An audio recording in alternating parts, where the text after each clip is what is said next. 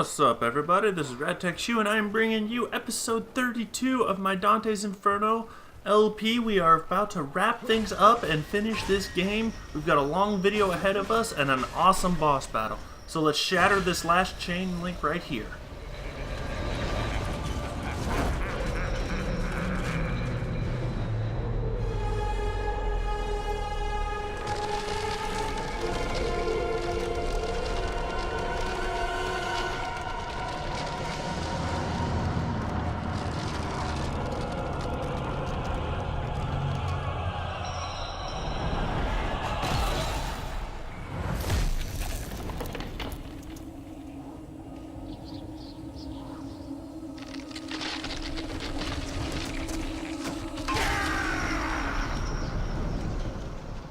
Alright, so now it is time for our showdown with Lucifer.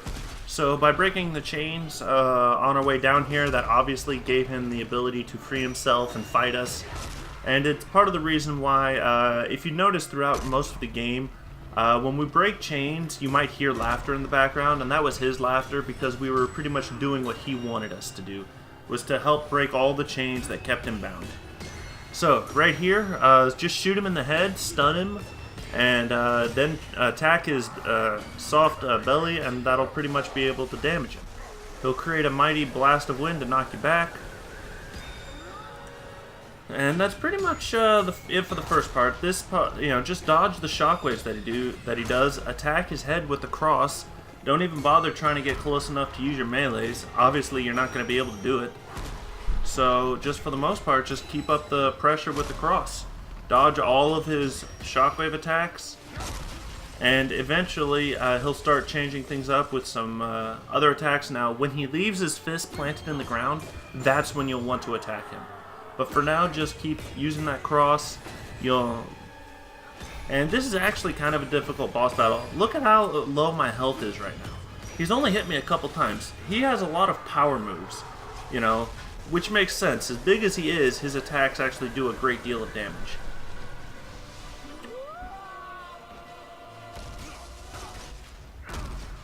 So, we're just going to go ahead and try and survive, and not.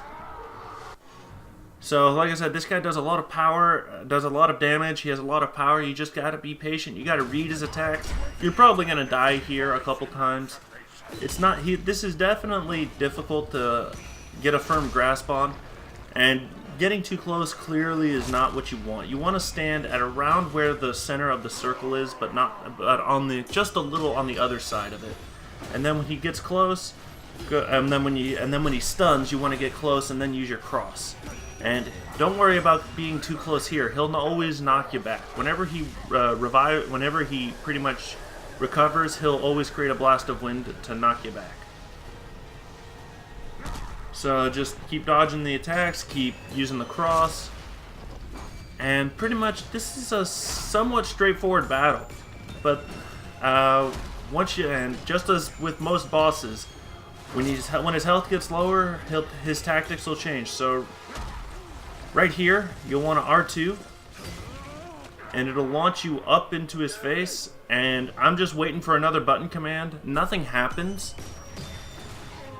But what was supposed to happen is I was supposed to just repeatedly hack at him. I was supposed to just mash square or triangle and just hack at him the best I could. And that'll stagger him as well, like this. So that's pretty much when you latch onto his hand and pull yourself up to eye level with him, just hack away at his face. That's all you have to do.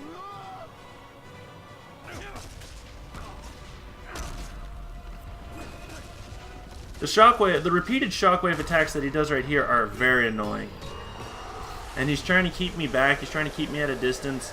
This is definitely one of the more frustrating aspects of this battle, is the repeated shockwaves. I can understand doing one, but he loves to do like 1, 2, 3. And then he does 1, 2, 3, 4. And he'll follow up with a gust of wind. Like, it's just so frustrating to deal with this. This part right here was definitely hard. But let's go ahead and try and get close enough, but nope. So, like I said, this is a pretty simple... The concept is pretty simple, but as you can tell, he just does so much damage. So for the most part, we've gone over the basics of the fight, and now I'm going to go over the final circle, the final round of treachery, and then I'm going to go into detail on Lucifer himself. So the fourth round of treachery is named Judaica, which is, named after Judas Iscariot, the biblical betrayer of Christ. Here is, in the fourth subsection, fourth round, is where all the traitors to their lords and benefactors reside. All of the sinners punished within are completely encapsulated in ice, distorted in all conceivable positions. So every inch of them is covered. They cannot talk, they cannot look, they're completely frozen in place. And according to in the original poem, was in the very center of hell, condemned for committing the ultimate sin, personal treachery against God, is Satan, Lucifer. Satan is described as a giant, terrifying beast with 3 faces, 1 red, 1 black, and 1 pale yellow. So that's pretty much what that's how he's described in the original poems. So then, pretty much the reason he has 3 faces is this. Well, actually, here's more about him and his appearance and his presence here. Oh, and right here, I'm looking around in the menu, and I'm just like, okay, and you notice I have 15,000 souls, so I'm deciding, and I decided to buy some health right here, and it maxes me out. So this is definitely, so have one of your health slots, have like one of the Wisdom of Brutus or something like that, available so that you can purchase it in the middle of the fight, and it'll give you a chance you need to keep going. So, for more about Satan, Satan is waist deep in ice. He was weeping tears from his 6 eyes and beating his wings as if he was trying to escape. Although the wind that was generated from the wings, from his wing beats, pretty much helped freeze his tears and create more ice, which pretty much continued to keep him in place. And he has 3 faces. Each face has a mouth that chews on a prominent traitor throughout history.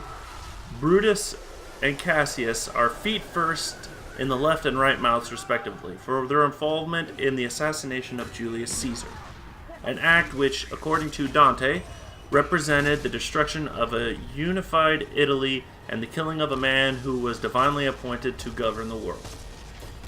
In the central, most vicious mouth is Judas Iscariot, the namesake of round 4, the 4th round named after him, and he was also the betrayer of Jesus. Judas is receiving the most horrifying torture of the 3 traitors. His head is being gnawed on by Satan's mouth, and his back being forever skinned by Satan's claws. What is seen here is an inverted trinity. Satan is impotent, ignorant, and full of hate, in contrast to the all-powerful, all-knowing, and loving nature of God.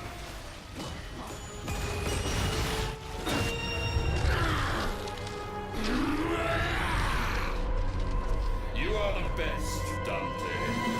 Many have tried, and many have failed me. Brave Ulysses, the great Alexander, Attila, Lancelot. Only you possessed a soul black enough to free me.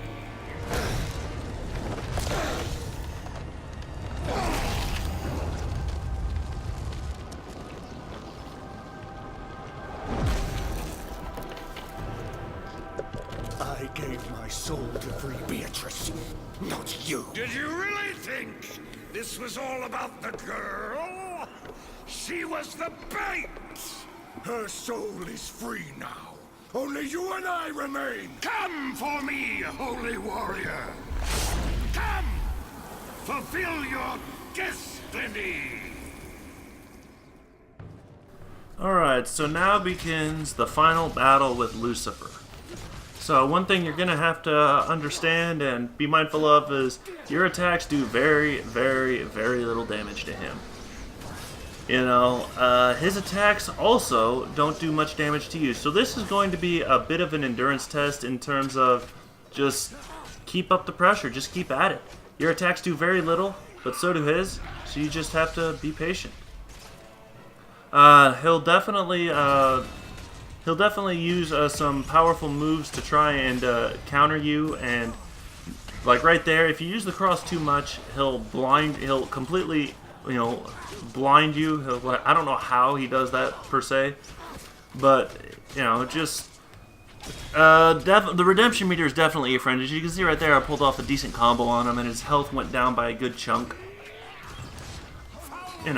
So just keep up the pressure, and it's not too difficult. This part of the fight is actually pretty simple. Later on, he'll change up tactics, and that's when it becomes a problem.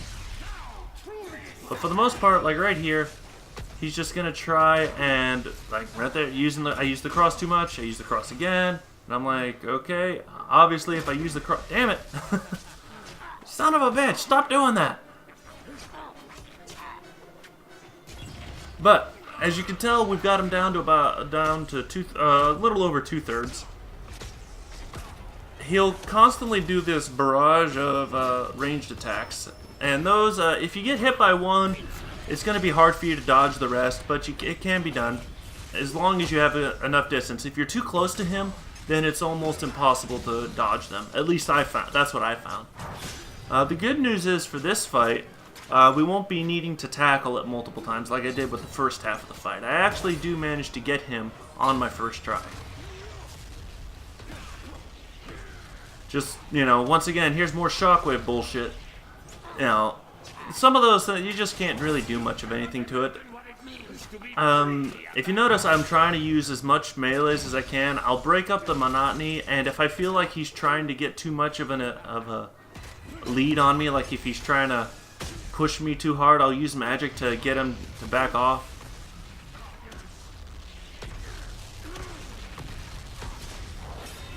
And right there, there's one tactic you can use, is if you want to hover in midair above his shockwaves, you can hold the cross and do a cross attack in midair and charge it up, and it'll help keep you airborne a little bit longer. But as you can tell, we've actually got him down to almost half life now.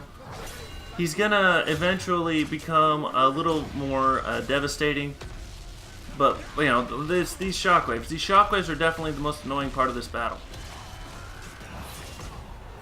But followed by his ranged attacks and then him blinding the screen. So for the most part, this is not too hard, not too difficult, and there's not much else to this. As you could tell, though, we're getting low. We don't have much magic, and I'm going to show you the tactic that I used to pretty much help me win this battle. So right here, first of all, I decided, I'm like, wait, I'm not absolving or punishing anyone. I can get rid of the Tail of Minos and Charon's Ore now. I don't need them. So I equipped the Eyes of St. Lucia, and let's see. Okay, Charon's Ore needs to go bye-bye. We will equip Anthony's Standard, I think, is the one I go for. I'm not going to be blocking him too much. Yeah, I'm going to go with, I think I go with Anthony's Standard, just to help try and raise my redemption meter up faster, so that I can get to redemption quicker. So for the most part, yeah, we're going with Anthony's. Alright, so, but we're pretty low on magic, we're kind of getting low on health. So we just got to keep up pressure, try and dodge what we can. And like I said, just try your best to dodge those shockwaves. Those are definitely the most irritating aspect of this battle. But, if you notice, he's now doing them constantly. And they're unblockable. I tried blocking just now and it doesn't work.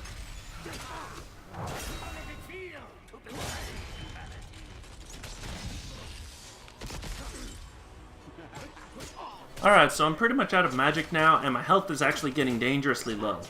So now I'm going, and I already used my health upgrade during the first part. I bought my last health upgrade.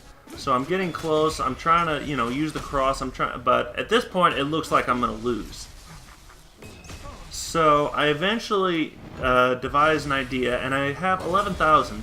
So I devised an idea, and I'm like, you know what? It's worth a shot. We're going to try it.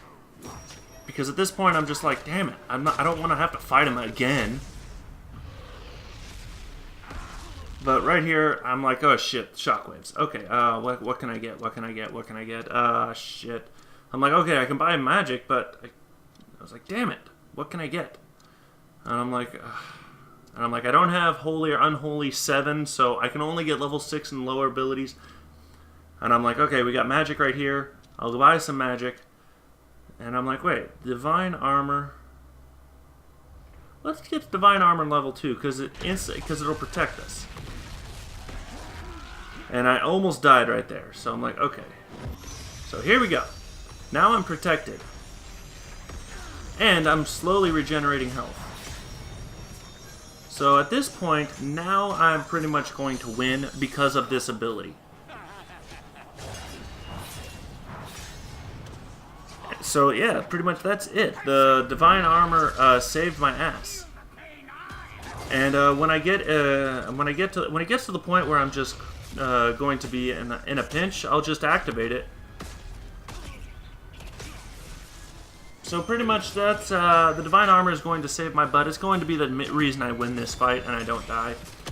The divine armor is literally it's the reason I survived. It's the reason I won.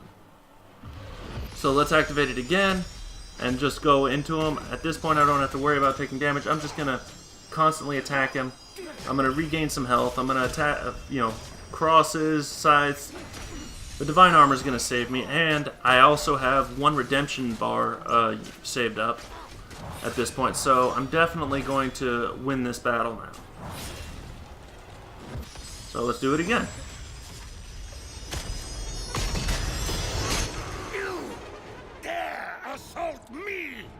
You have done far worse than I. I stood for my fellow angels, for reason and justice. And then he made you in his image. You, the flawed creation. And I was to bow down to you. My gratitude for breaking the chains of Judeca. You dolt! Behold your ruin, and witness my escape into the kingdom of purgatory and paradise! So right there, Dante, Lucifer was mentioning that, yeah, we've been breaking all the chains, and that's what helped him break free. So now he's airborne, and he's going to be doing pretty much ranged attacks. He won't really do much of anything else. Every now and then he'll do a ground pound, but for the most part, it's all ranged attacks with him. And they're the ranged attacks that don't do a ton of damage. However, if you're too close like this, it's very difficult to dodge once the first hit gets in. Get close enough to him, R1, pull yourself over to his position, and then just slash away at him. He'll back away if he takes too much damage. I'm not sure exactly what it is that allows me to constantly be able to attack him, because sometimes right here I'm able to instantly pull myself over to him, but right now I can't. So I'm not quite sure what it is that allows me to or not be able to pull myself over. But for the most part, you just got to keep going, keep attacking. And at this point, he's on his last legs. We've got plenty of magic. We started with full health. So at this point, the fight's going to go our way. We know we're going to win now. Just got to keep going. And this is going to be the final boss fight of the game, and we're going to have a lot of a decent cutscene, but a long list of credits to go through, and I'm just going to speed through that. So right here, we're activating redemption. We're just going to try and force his hand and pretty much finish this fight. Remember the war in heaven! Remember the rebellion!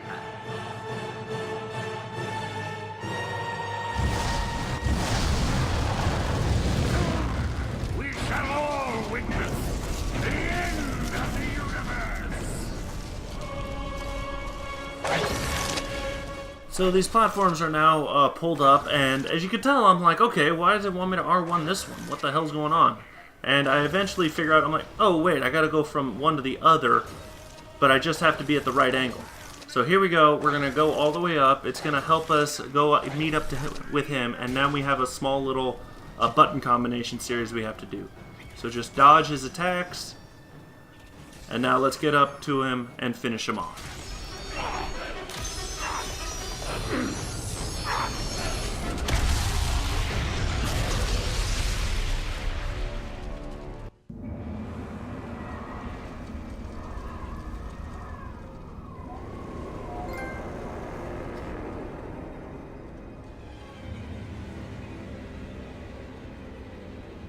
Wait! There's just one last minor detail with which I ought to make you familiar.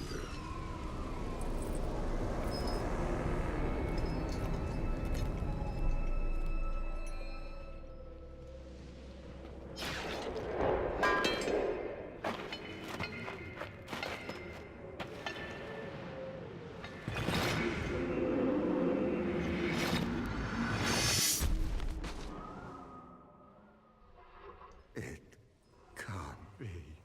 You're dead, Dante.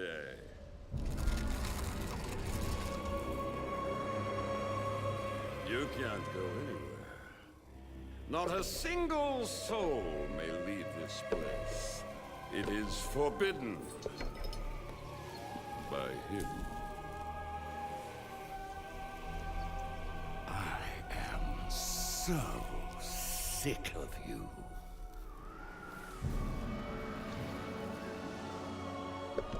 I will reclaim my rightful place in paradise. My path will be paved with the sins of man, and yours, Dante, shall be the bedrock of my return. And all that is good shall be gone from the universe forever! Not yet. I have collected many souls on this pilgrimage. Souls that I have freed from this inferno. And together, they now possess the power to free me. Father, mother, brothers, absolve me! This power, Dante, we can use it together. You and I, friend. Just think what we could achieve. I would rather not. Dante, I can reunite you with Beatrice. Together, we will rule the three kingdoms of the afterlife. It's not going to happen.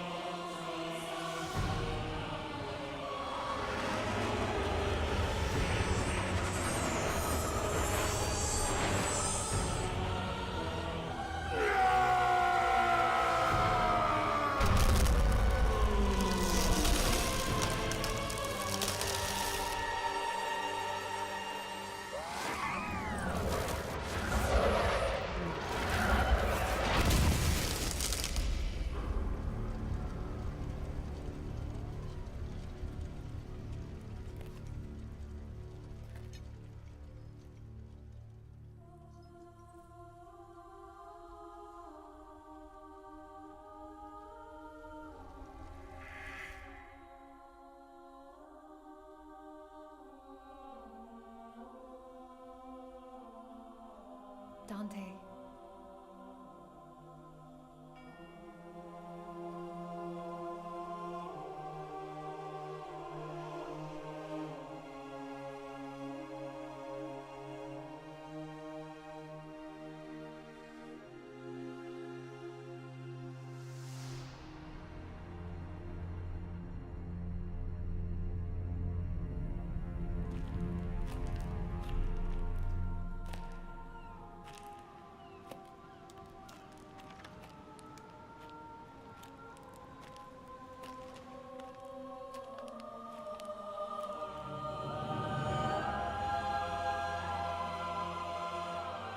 I did not die, and I did not live.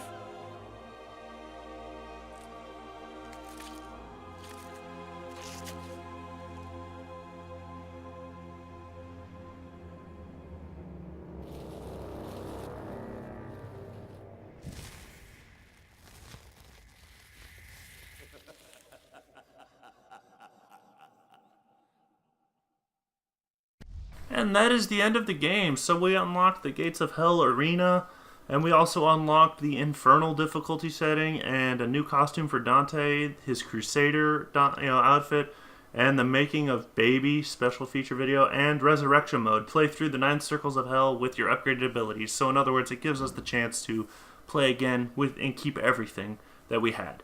So we're going to save the game.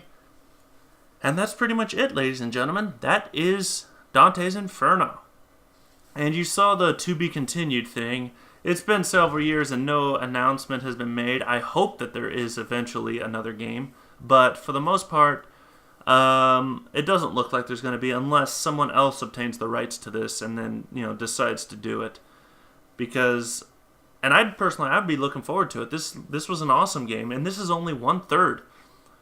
For those of you who aren't familiar, the Inferno is actually only 1/3. There's Hell, Purgatory, and then Paradise. So obviously the to be continued thing means that Purgatory and then Paradise would be next, if we were going according to the original poem that was written.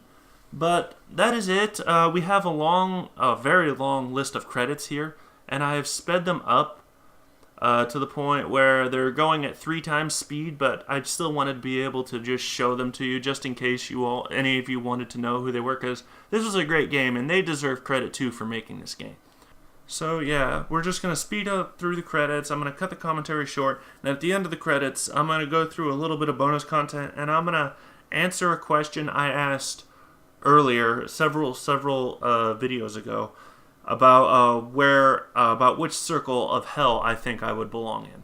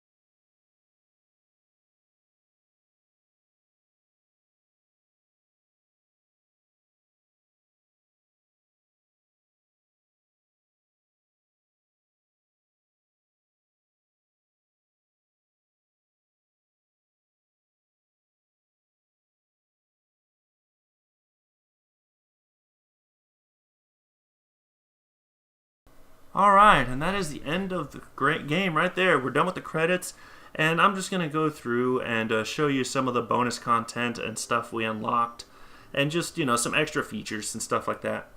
But while I'm doing that, I'm going to talk about, I'm going to answer a question I posed earlier. I asked a while ago, and I can't remember which circle it was in, but I asked if this were true, if all 9 circles of hell were true, and based on the rules and how this world operates in this fictional setting, if all this stuff was true, if I were to die and go to hell, what circle would I go to?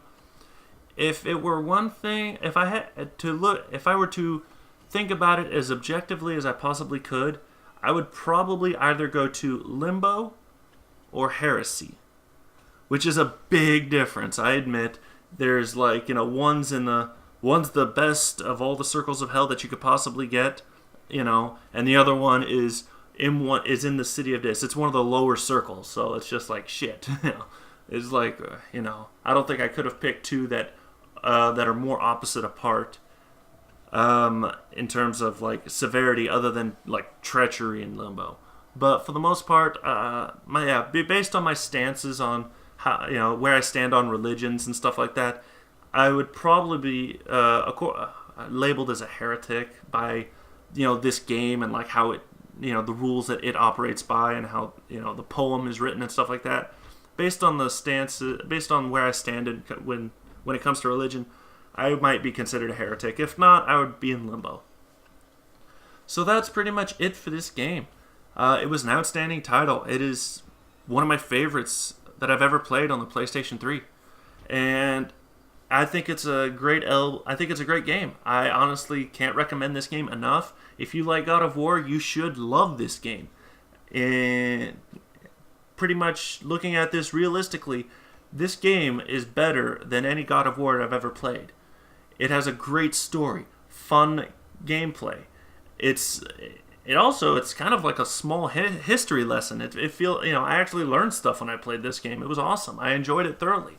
So that's pretty much it for me in this video. I'm going to post I'll put an update video on my channel, letting you guys know what's going on and what future projects I'm expecting. But for the most part, I'm not going to be doing much of anything else until I get a PS4. But if I do have anything different or interesting to tell you guys, I'll make sure to post it in a video and mention it to you. And I will see you guys all later. This is RadTech Shoe, signing off.